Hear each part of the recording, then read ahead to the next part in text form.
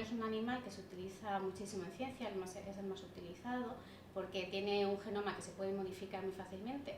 Entonces hace que tengamos lo que se llama modelos animales de enfermedad. Es decir, los ratones tenemos la posibilidad de tener cepas de ratones, como tenemos en este animalario, que modelizan o que simulan de alguna manera enfermedades humanas.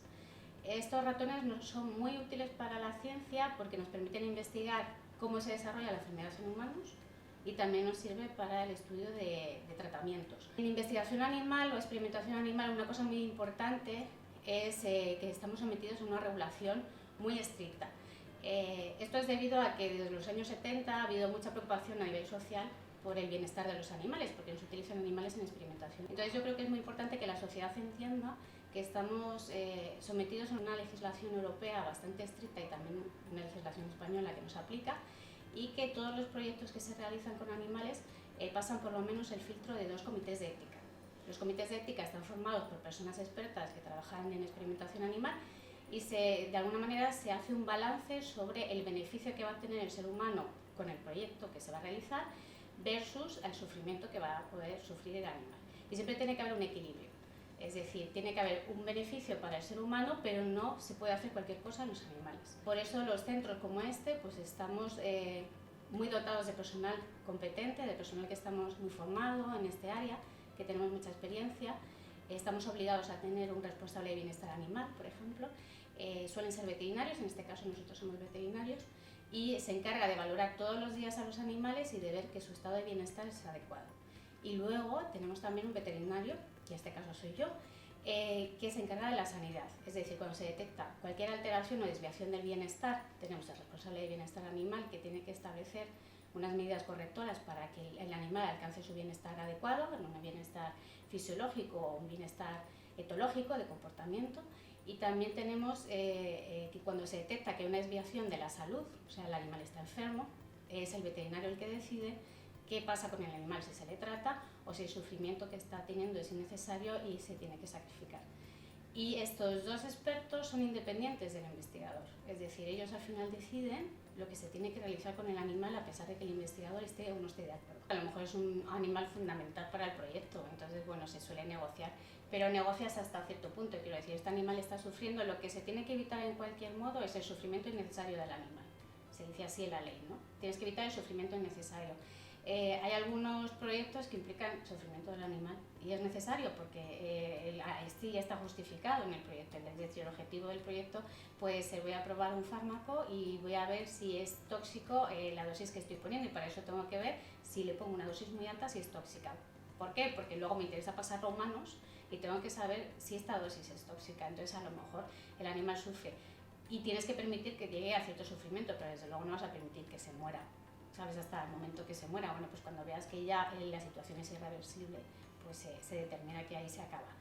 Pero es importante saber que todos los proyectos de experimentación desde el año 2015 sobre todo ya se ha vuelto la legislación más estricta y tienen que pasar un comité ético interno del centro, que como te he dicho antes son personas expertas en el uso de animales de experimentación, que van a hacer ese balance ético, van a ver si el proyecto cumple con el balance ético. Después se pasa a otro comité ético externo al centro y después al final el que autoriza es la autoridad competente, que en este caso es la comunidad autónoma. Es decir, pasan como 3 filtros y tiene que estar siempre justificado. Si se para en alguno de los filtros, el proyecto no se puede llevar a cabo y el investigador no puede realizar el proyecto porque no está justificado desde el punto de vista científico. Igual que tampoco se justifica el realizar proyectos que ya se han realizado anteriormente en algún otro sitio. Tienen que ser siempre proyectos novedosos que aporten beneficios al ser humano y que no se acompañen del sufrimiento innecesario del animal. Igual que estamos sometidos a una legislación en cuanto a personal que puede trabajar en animalario, eso ocurre en muy pocos ámbitos. En un laboratorio puede trabajar cualquier persona que esté licenciada, por ejemplo.